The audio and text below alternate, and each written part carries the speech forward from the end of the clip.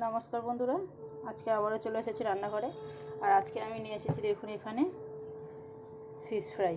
আজকে আমি fish fry কিংবা ফিশ কাটলেট যেটা বলে সেটাই বানাবো। তো এখানে দেখুন ঘরে মাছ কেটেছে, কত মোটা মোটা কেটে নিয়ে এসছে বাজার থেকে ঘরে খাওয়ার জন্য।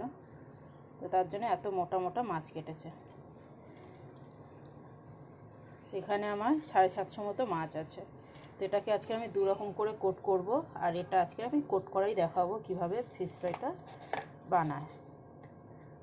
তো এখানে দেখুন নিয়েছি, এগুলো বাটবো। একটা ছোট মাঝারি সাইজের পেঁয়াজ, 1 চামচ আদা রসুনের পেস্ট, 2টো কাঁচা লঙ্কা আর ধনেপাতা। এটাকে আমি মিক্সিতে বেটে নেব। আর এখানে দেখুন নিয়েছি ভাজা সিমই, এই যে এখানে ভাজা সিমই নিয়েছি। আর এখানে নিয়েছি কর্নফ্লেক্স। এখানে কর্নফ্লেক্সের কর্নফ্লেক্স ছিল ঘরে, সেটাকেই গুঁড়ো করে নিয়েছি হাতে। গ্লাস দিয়ে কিংবা কোনো জিনিস দিয়ে এরকম পিটিয়ে পিটিয়ে আমি গুঁড়ো করে নিয়েছি দারদারার মতো, খুব মিহি করে করিনি। আর এটাতে লাগবে একটা ডিম। আর আমার কাছে যেহেতু লেবু নেই, তাই আমি এখানে ভিনিগার ব্যবহার করব। তো চলুন সবার আগে মশলাটা বেটে নিয়ে আসি। এখানে দেখুন বন্ধুরা, মশলাটাকে বেটে নিয়েছি। আর হ্যাঁ বন্ধুরা, এখানে আমি 1/2 চামচ গোলমরিচ গুঁড়ো দিয়ে একসাথে বেটেছি। এখানে দেখুন মশলাটা কত সুন্দর হয়েছে। আর এখানে একটা বড় সাইজের বাটি নিয়েছি, যার মধ্যে আমি ম্যারিনেটটা করব। এখন ওর মধ্যে ডিমটা ভেঙে দিয়েছি আর দিয়ে দিচ্ছি স্বাদ অনুযায়ী নুন। নুনটা খুব বেশি কিন্তু ওতে লাগবে না, তাই বুঝে শুনে দেবেন। ওদের একটু গন্ধরাজ লেবু দিতে পারেন, খুব ভালো হয় এতে। আমার কাছে তো কোনো লেবুই নেই, তাই আমি এতে দিতে পারছি না। আর এতে এখন আমি দেব গুঁড়ো মশলা ঘরোয়া 1/2 চামচের থেকেও কম, 1/2 চামচের থেকেও কম ধনে গুঁড়ো, লঙ্কার গুঁড়ো, অল্প পরিমাণে হলুদ গুঁড়ো আর একটু জিরে গুঁড়ো। আর এখানে দেব 2 চামচ মতো আটা। আপনারা আটা, ময়দা, বেসন যা পারবেন তাই দিতে পারেন। আমি কিন্তু এর আলাদা করে কোনো ব্যাটার বানাবো না। এখানে এখন পুরো মশলাটাই আমি দিয়ে দিলাম।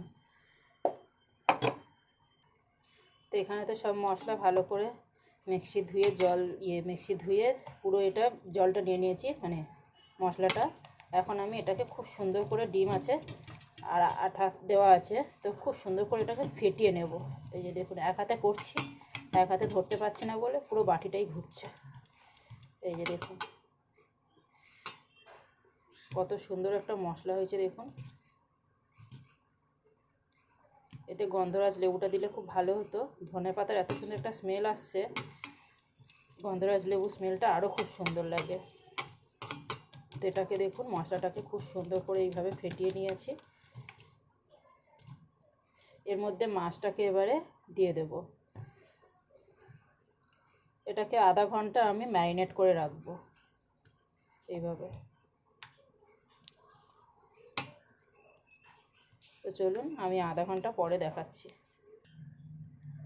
এখানে দেখুন বন্ধুরা, আমি একটা একটা করে মাছগুলোকে কিন্তু মশলার সাথে এইভাবে মাখিয়ে নিয়েছি। তাহলে কি বলুন তো, খুব সুন্দর করে মাছের মধ্যে মশলাটা ঢুকবে। আর এত সুন্দর মশলা হয়েছে যে দেখুন। তো চলুন এবার আধ ঘন্টা পরে আপনাদেরকে দেখাচ্ছি। তো বন্ধুরা, আমি পুরো 25 মিনিট পরে ফিরে এলাম। এখানে দেখুন কতটা জল ছেড়ে দিয়েছে, হালকা জল বেরিয়ে গেছে। এখন আমি এখানে এগুলোকে